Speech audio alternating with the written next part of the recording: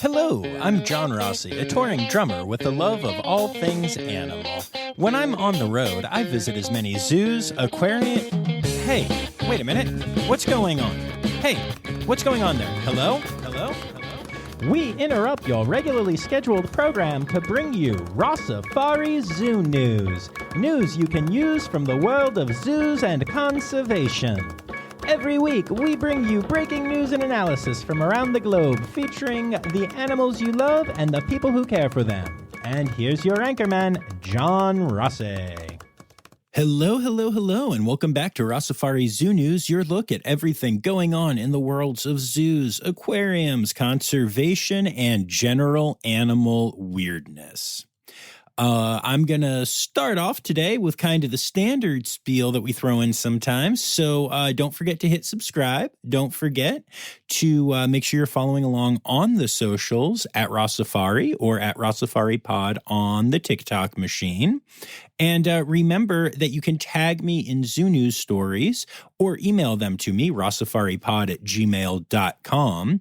And I'll say your name at the end of the episode. You'll get to hear that with me saying names right at the end of this episode, should you make it that far. And I hope you do, because we've got a lot of cool zoo newsy stuff to talk about this week.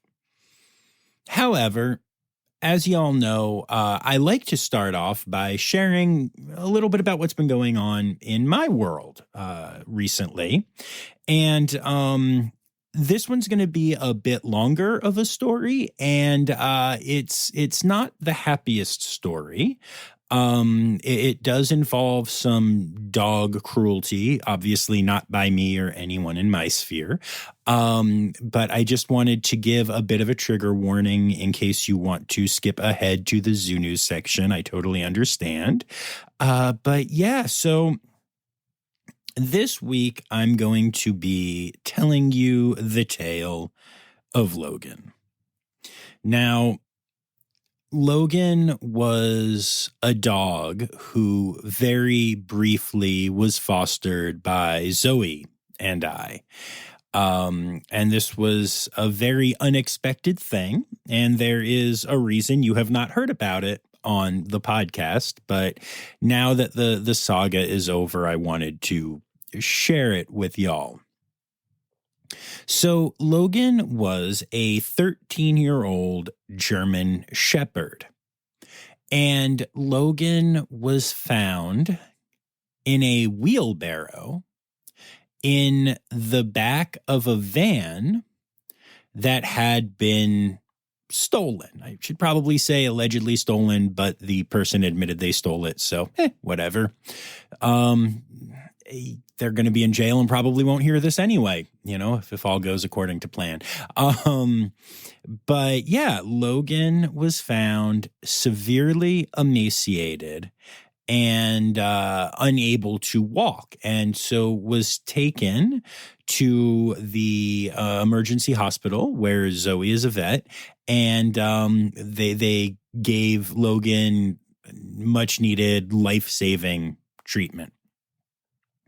And Zoe approached me about medically fostering Logan to see if he could get better. Let me tell you a little bit about what Logan was like. When I first got home to see Logan there, I mentioned that he couldn't walk. Well, he was so emaciated that he was around 33 pounds when we got him. Now, this is a 13-year-old German Shepherd, so should have been around 70, maybe even a little bit more. But he was 33 pounds. You could see every rib in startling detail. He also was suffering from neurologic symptoms. He was neurologically inappropriate, as I'm told it is said. And that was likely from a thiamine deficiency from being starved nearly to death. And this presented in a couple different ways. He had a really hard time walking. He could barely even stand on his own. You'd kind of have to lean him against things or carry him, or we had this thing, help him up harness, where I could grab a handle kind of near the front of his back and another one down near kind of by his butt and lift him, and he could take steps kind of, but I was the one supporting his weight. It was really bad. And then going along with that, his head would just bob constantly. If you've ever seen Michael J. Fox or anybody with Parkinson's disease, it was startling how similar this was to what I've seen of that. I've seen a lot of things, y'all, but this was genuinely one of the most disturbing things I've ever seen pertaining to an animal. It was truly heartbreaking. Logan, despite all of that, was actually a very good boy. He loved people, and he loved paradiddle and Flam. He would get so excited when he would see them playing, and Flam would frequently go up and give him little kisses, and when they would start a tug or whatever, even though he couldn't get close to it, his tail would start wagging. He would get all excited, and he really loved being loved on by humans. He would love it when we'd go give him a cuddle or some pets. That tail would just get going. But it was a challenge. You know, we would feed him, and the diet was very much structured to help him kind of learn how to eat food again because he was so emaciated. And anytime he would have to go out, he would bark. He was potty trained, which is amazing to me. And he would bark, and it was, I mean, again, when we're talking about a German Shepherd, bark is a strong word. It kind of sounded like if he had lost his voice and also gone up a couple octaves. It was very raspy and quiet and kind of high pitched, but it was a bark, and he would do that whenever he had to go out, and we could go and grab the harness and lift him up and take him outside and make sure that the way that he was standing or falling or leaning, that he wouldn't pee on you or poop on you. It was a challenge. But I can say that I only got peed on once and didn't get pooped on at all. And I'm actually pretty proud of that. He did get my shoe pretty good one time, though, not gonna lie. But yeah, there are some studies out there that show that giving certain vitamins and everything can actually reverse some of those neurologic symptoms. So we were hopeful that things would be okay with Logan, but it ended up not being the case. We saw some growth. We saw some improvement. The head bobs slowed down, and there were times that he could even almost stand on his own for a couple seconds at a time or even a couple minutes at a time. But then things really took a turn for the worse. There was a night where he was not doing well in the stomach department. I was home alone with Logan, and I had to take him out over 40 times that night. And each time he had massive diarrhea. Well, at first it was massive. Then there was nothing left, and it was kind of just farts and little squirts. But he kept needing to, and I got to tell you, kind of, even though he was only 30 some pounds, holding him and having to lean over to do that because of his height and everything, it was honestly, I can say, one of the hardest nights that I have ever had. But don't get me wrong. I'm glad that I was able to be there for him. I'm glad that Zoe and I were able to show him love and affection and give him food and let him know that his needs would be met when we, were needed in that way. But in the end, he just not only didn't recover, but he took a turn for the worst. And the decision was made to humanely euthanize Logan. And it's a heartbreaking thing. I will say that his owner is being charged with felony level animal abuse, along with the whole getting in trouble for, stealing a van thing.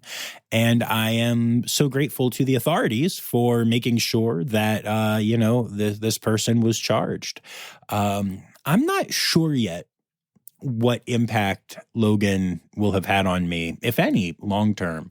But short term, it was such an interesting experience. It was harrowing and hard and challenging and heartbreaking, but also rewarding. And filled with love and emotional in good and bad ways. And I'm just really grateful to have had the chance to make the end of his life so much better than whatever he had faced for however long before that. So thanks for listening. I know this went really long, but Logan was a very good boy, and I was very grateful to have gotten to have a positive impact at the end of his life. Logan, buddy, you are missed, and I'm so sorry that some human did that to you. All right, let's get to it with a parody song that absolutely does not fit the tone that we just set here.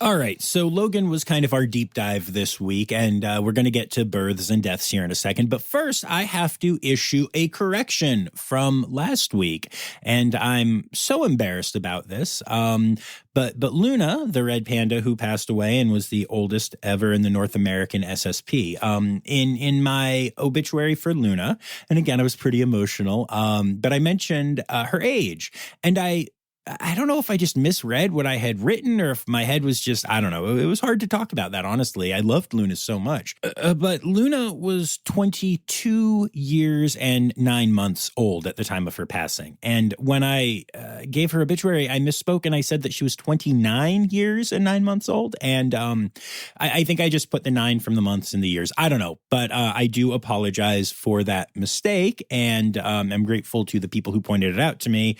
And please, if you ever hear me misspeak or make a mistake, especially on Zoo News, but in any episode, please let me know. I'm happy to go back and correct it or at least mention it like I am here because, I want this to be right, but I am human. I make mistakes. And sometimes I'm also quite emotionally invested in these stories. So yeah, anyway, but Luna at 22 years and 9 months old was still just the most incredible animal at an insanely old age, and we miss the queen every day. So moving on to our births for the week, our friends at Zoo Atlanta have announced the hatching of a tawny frogmouth chick. Now, while the mother of the chick, named Mama, has produced numerous chicks, this is the first birth for Barkley, the father. And this is actually the first time Barkley has been paired with another tawny frogmouth, as he was an ambassador animal at a different facility for many years. And I love to hear that, as I think many zoos think of their ambassador collection as separate from their breeding animals. But there is movement in the industry to both retire animals from ambassador programs to let them breed, and also to even allow breeding within ambassador programs. And I'm a big fan of just all of that.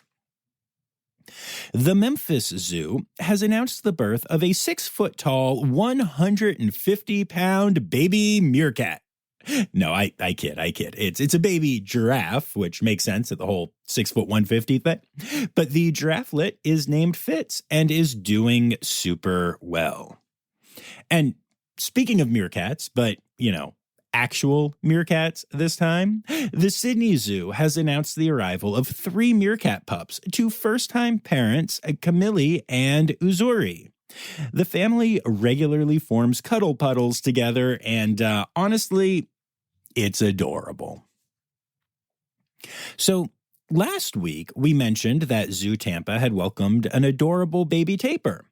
Well, this week, the zoo announced the birth of another incredible species, a pygmy hippo calf, born to Zaza, who is an experienced mother that is doing a great job raising the baby.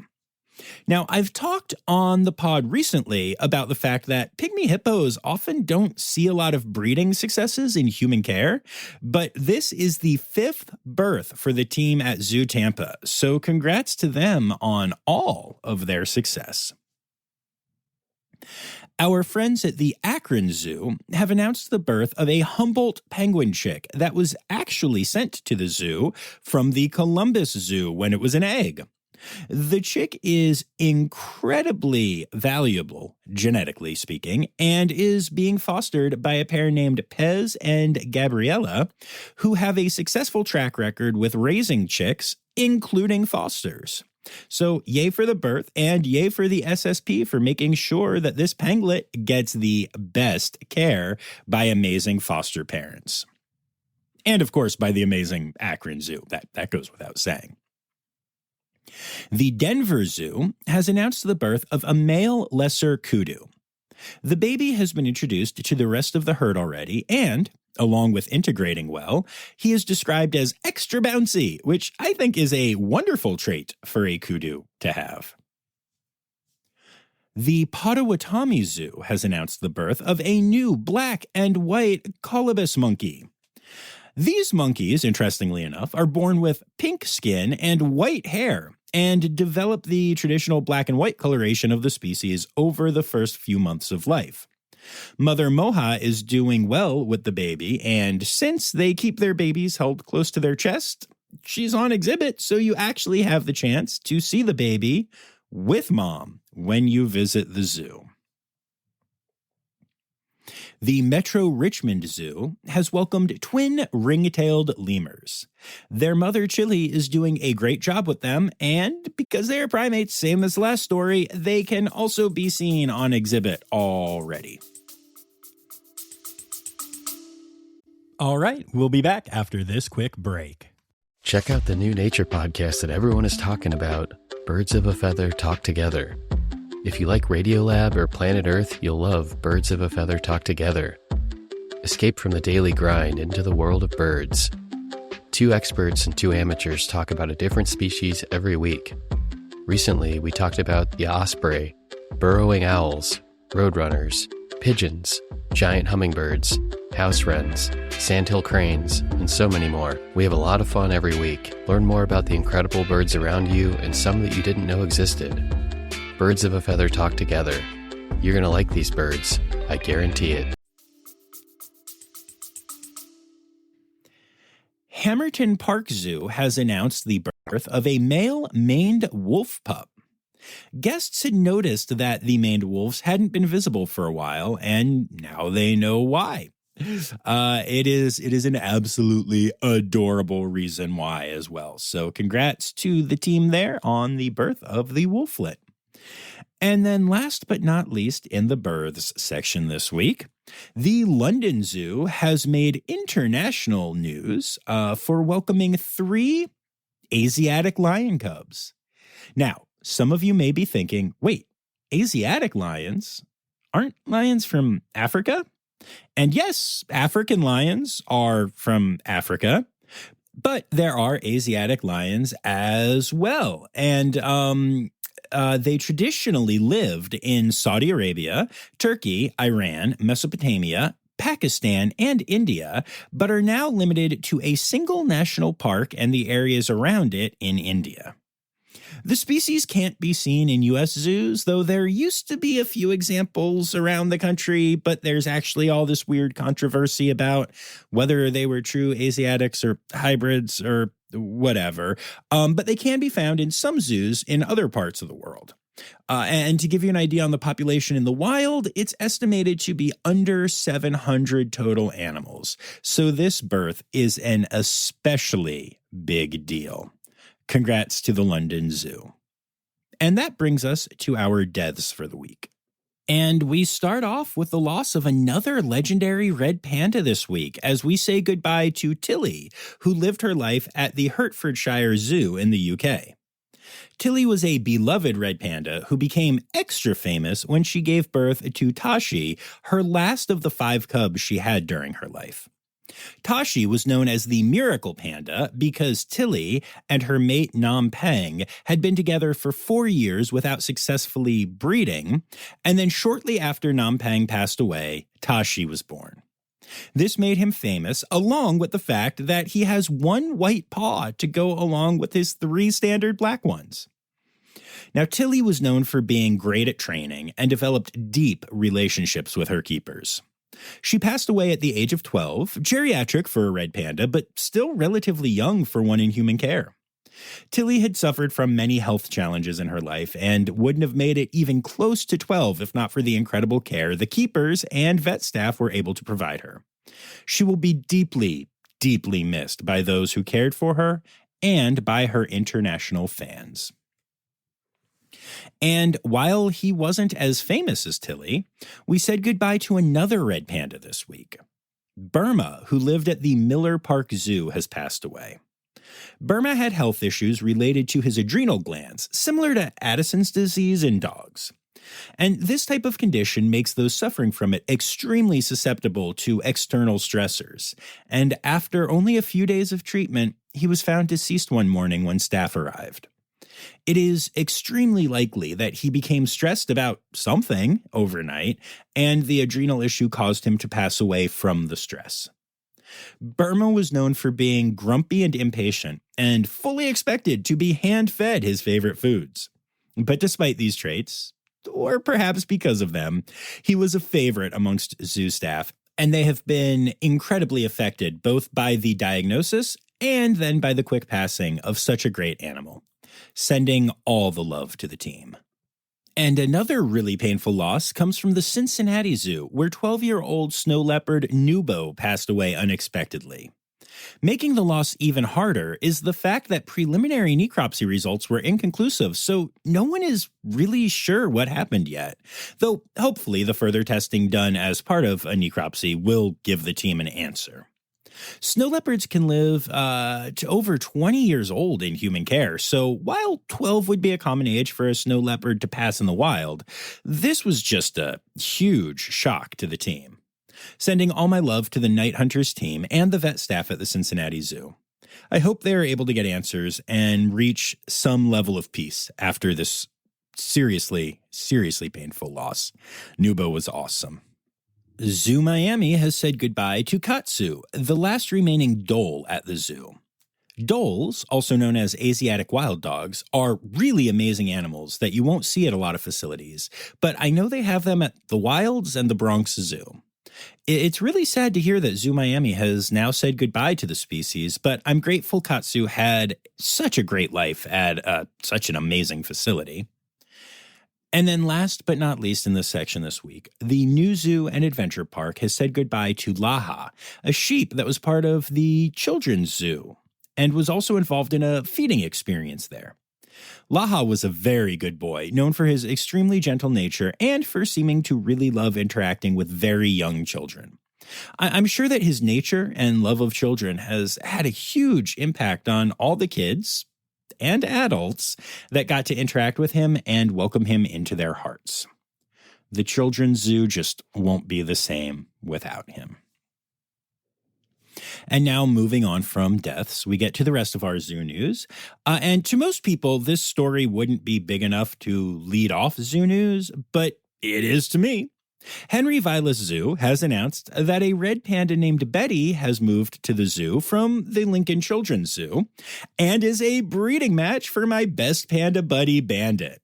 For those that are newer listeners, Bandit was born at the Columbus Zoo, and I had the pleasure of spending much time with him from when he was a cub all the way up to when he moved to Wisconsin, quickly building the best relationship I'd had with the zoo animal to that point. Now, last year, when I was gigging out kind of near Wisconsin, I hopped in my car and drove a few hours to go catch up with Bandit and feed him some apples and such. It was such a treat to see my little guy again. And now to see that he has a partner is so exciting for me. The zoo has shown photos of the two getting along famously. So here's hoping that Bandit will be a dad soon. How incredible would that be? All right, so this last week saw eclipse fever hit the U.S. as a total solar eclipse was visible in parts of the nation, including me being able to see it from my front yard. And y'all, it was awesome. If you didn't get to see totality, even if you were at like 98%, it's just not the same thing. I highly recommend traveling at some point in your life to experience totality if you missed it this time. The sudden onset of night and then the sudden return of the day is incredible. It's like time speeds up compared to like when you see a sunrise or sunset. And not to mention that the actual, view of the eclipse itself was incredible. It was super cloudy here in Buffalo, but the clouds parted right when the eclipse hit and I got to see it. It was really special. But the reason I'm mentioning this in zoo news and not in, John news is that many zoos that were in the path of totality or very close to it did research into the reactions their animals had to the eclipse. And in general, the findings were similar to what I told you had been recorded previously. Some primates and birds got pretty worked up. Some others started to line up as though it was time to go in for the night, and most of the animals just ignored it. But I really liked that the zoos were doing the research, and I really liked the fact that some zoos opened up a citizen scientist type project for people visiting the zoo during the event, asking guests to record any behaviors they saw that might be different and unique. What a cool way to not only get more data, but to, include zoo guests in a meaningful way. I thought that was very cool to see. Taronga Western Plains Zoo has officially opened the world's largest purpose-built platypus conservation center. The building combines a research center, rescue and rehabilitation facilities, and a pre-release area designed to help reacclimate platypuses to the wild. This is such a very cool and necessary thing, and is now also on my ever-growing list of places I desperately want to go to in Australia.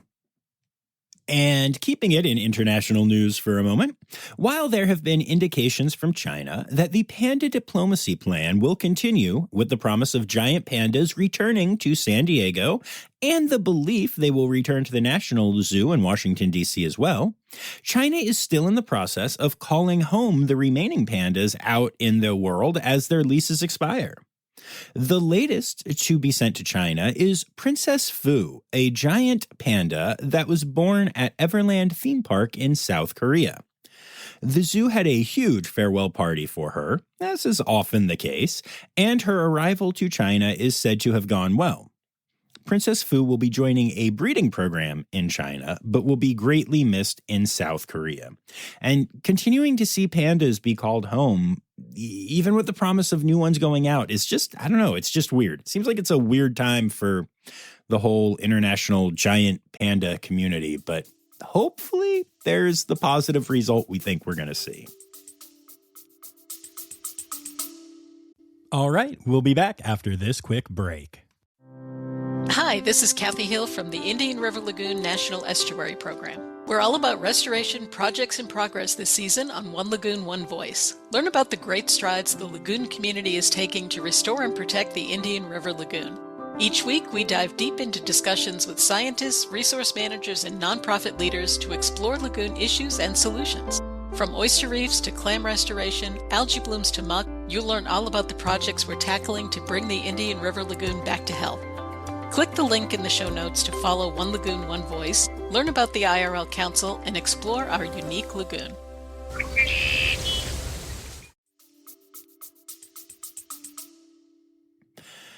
Woodland Park Zoo recently posted an incredible video about a dog named Fury. Fury is a Belgian Malinois scent detection dog that helps conservationists in Malaysian forests track down poachers that are trying to kill tigers. The deep forest is an incredibly harsh environment, but Fury navigates it perfectly. The humidity and climate in the area actually preserve scents for as long as a week or even 2 weeks. So Fury is able to track with a 98% success rate, which is absolutely incredible. And while the work is amazing, Fury is still just a dog, and so Fury gets rewarded with playtime, with a favorite Kong toy, and often gets to swim as well. So basically, Fury is a very good dog who is helping save tigers thanks to a partnership between Panthera and Woodland Park Zoo, and I am here for it. I guess you could call me a Fury fanatic. And last but not least in zoo news this week, the Cincinnati Zoo is asking people to sign a petition asking the Biden administration to take part in the Global Plastics Treaty. Please consider getting involved by signing the petition at salsalabs.org, which is open until April 15th. I'll put the link in the show notes, don't worry. The zoo is hoping to reach a goal of 200 signatures that are obtained because of the zoo, and I would love the Rossifari community to be a big part of that. It only takes a second to sign, and it would mean a lot to me, the Cincinnati Zoo, and wildlife everywhere.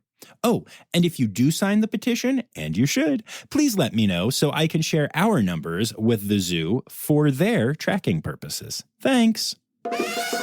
Stereotypical animal podcast theme song. Here to bring you to conservation news.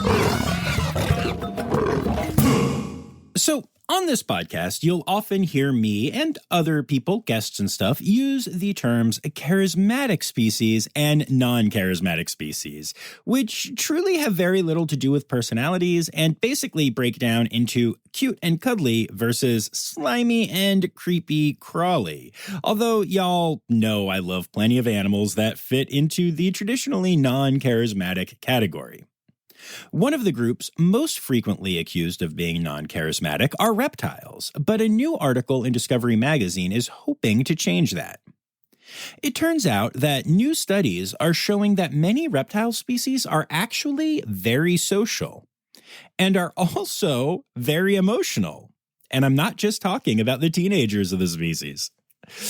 Apparently, reptiles actually experience a high range of emotions, though they don't exhibit them in ways that humans, or even most other mammalian or avian species, do. So we're just now starting to understand this. And even when studying these emotions and the social structures of reptiles, which are deeper than people have believed, researchers often have problems because of how secretive the animals can be and the fact that sometimes populations literally just disappear for months at a time and then resurface. But it is important to understand the emotional and social structures of reptiles, because the understanding can help make people care about reptiles more, make them seem more charismatic, and hopefully it'll help to fill the current gap in funding between reptile conservation efforts and those of birds and mammals, which are by and large much better funded. All right, so I'm curious to know if you have heard about Molly the magpie and her best friend Peggy. Sounds like a cartoon. But this is actually an interesting story that I think has some conservation ramifications I want to touch on. So Molly is a magpie that was found by an Australian family when it was a fledgling. They found it on the ground and, assuming it had fallen from a nest, which might have not been an accurate assumption, took it home and, quote, rehabilitated it. The family dog, a terrier named Peggy, quickly took to the bird, and a unique relationship formed between the two. The relationship went viral, with people calling it a real-life Winnie the Pooh type situation, and the Department of Environment, Science, and Innovation in Queensland heard about it and confiscated the bird, as it had been taken from the wild and kept unlawfully with no permit, license, or authority. By the time the family surrendered the bird to the government, they had amassed millions of followers on social media and even secured a book deal. People online petitioned the government to return the bird, and now Premier Stephen Miles stepped in to grant the couple the necessary licenses so the bird can return home, despite the family not being qualified to have the bird in their care. And look, I'm not going to get into the online debate about this. There are a whole lot of people who haven't followed this story properly, who are misrepresenting facts, and a whole lot of people who are doing the equivalent of sticking their fingers in their ears and saying, "I can't hear you, la la la," when presented with the problems of this situation. But if you're a fan of this podcast, I'll trust that you understand why this bird should not be living with this family, and certainly not be friends with this dog. What stands out to me, though, is that this is the first time I can think of where a government has decided in favor of pressure from social media fans instead of deciding for the welfare of an animal in a case like this. And that's alarming to me. Now, magpies are a species that is rated of least concern on the IUCN Red List, but they are a protected species in Australia. If the government is willing to look the other way this one time, what else would they accept? Can I go grab a tree kangaroo and a platypus out of the wild and make them TikTok stars and keep them? No, seriously, can I? Because I really want a tree kangaroo. And I'm kidding. Tree kangaroos and platypuses and wild animals, even like magpies, are not pets. You know that. I know that. We all know that. But it makes me wonder, will this encourage other people to grab magpies when they see them? Magpies can actually spend time on the ground when they are fledging, so there is no reason to believe that Molly or any other magpie other people may find needed help. This is just a weirdly dangerous precedent, and the fact that it is like streaming from social media and pressure from social media fans just doesn't sit right with me. Animal welfare and conservation and laws that exist to protect animals should not be able to bend to that crap. Yeah, this one's not great, y'all. But all right, let's move on to a different story. All right, so we all know that I think taxonomy is weird, but it's always worth looking at and trying to understand. Well, now it turns out there may be a new species of orca out there. Not like that we discovered a new species, but that some of the orcas we already know about might actually be a different species. Again, taxonomy is weird. Basically, up until now, all orcas have been thought to be one species, Orcinus orca, with many types under the species umbrella. However, researchers now believe that the differences seen in killer whales in the Puget Sound are so much larger than other orcas, and the animals exhibit other characteristics not seen in any other orcas, that they should be classified as a separate species. The Society of Marine Mammalogy's Taxonomy Committee will soon vote on the proposal, and, if it passes, the designation will be made in the coming months. The new species would be known as Orcinus rectipinus, a name that makes me giggle, but that is Latin-based, with recti meaning upright and pinna meaning fin. Rectipinus. And while I think this is an interesting fact in and of itself, it does have serious conservation consequences, as it will mean the population of Orcinus orca is smaller than currently believed, and the conservation status of Orcinus rectipinus will have to be determined, with all that implies for the conservation work required for both species. Still, I have to say that the idea of people sitting around and voting on whether these animals are a new species or the same species is just so weird to me. It's such a human-centric way of doing things, so I guess that's really the only way we can do things as humans. I don't know. I've said it before and I'll say it again. Taxonomy is really weird to me. And last but not least, in conservation news this week, we keep talking about avian influenza and how it seems to be spreading in a new species. Well, the latest one, coming a whole week after we discussed how it is infecting pinnipeds and cows and even a human now, is goats. Well, a goat anyway. A goat in Minnesota has now tested positive for the disease. And, sometimes I hear stories like this and think it might just be a weird outlier, and other times I can't help but wonder what impact these years of bird flu will end up having on all the animals we love.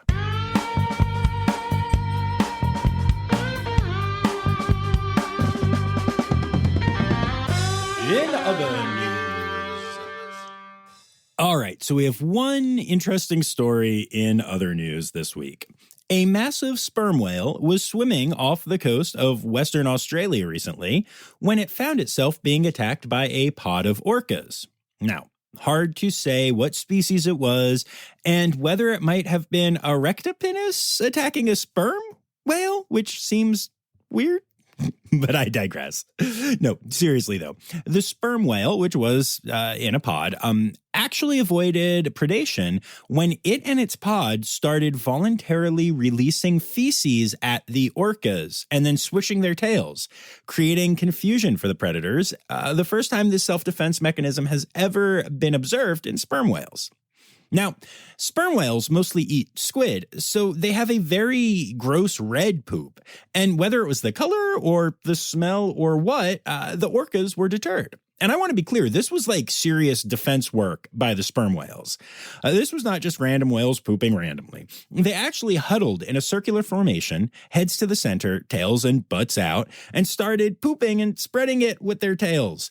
The entire pod of orcas fled immediately when the poop burst forth. Defensive defecation. Who knew? Animal, animal, animal holidays. Animal, animal, animal holidays. All right, and that brings us to our animal holidays for the week. April is Ape Awareness Month and National Frog Month. And then for the week, we have Friday, April 12th, is World Hamster Day. The 14th is National Dolphin Day, which seems a little late as March was Dolphin Awareness Month. I can only assume scientists wanted to grab them a day in April as well, since they knew people would be focused on my birthday all of last month. April 16th is Save the Elephant Day, and the 17th is National Crawfish Day and Bat Appreciation Day. And those are your animal holidays for the week. But also a quick reminder to go to penguinsinternational.org or to their social media pages, because it's about time to vote for the final round of Penguins International's March of the Penguin Madness. And don't forget to look for the commentary that I've been doing for each round. I'll be dropping a new one of those soon. So yeah, good times, good holidays, and yay, penguins.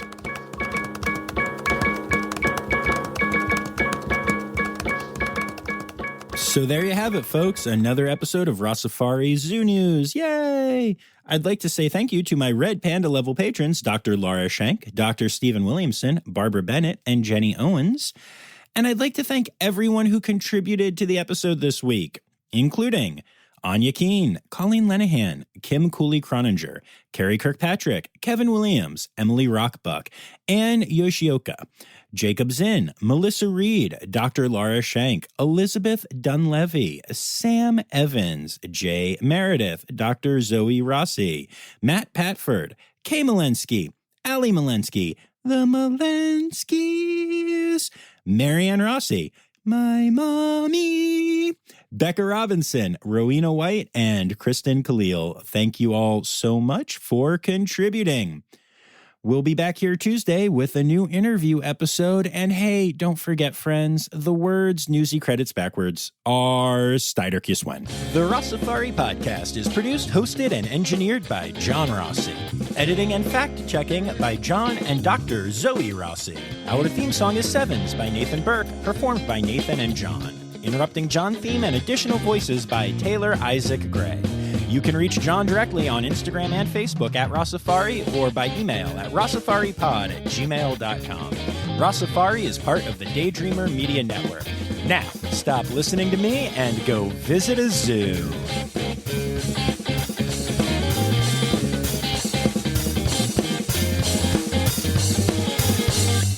And now Premier Stephen Miles.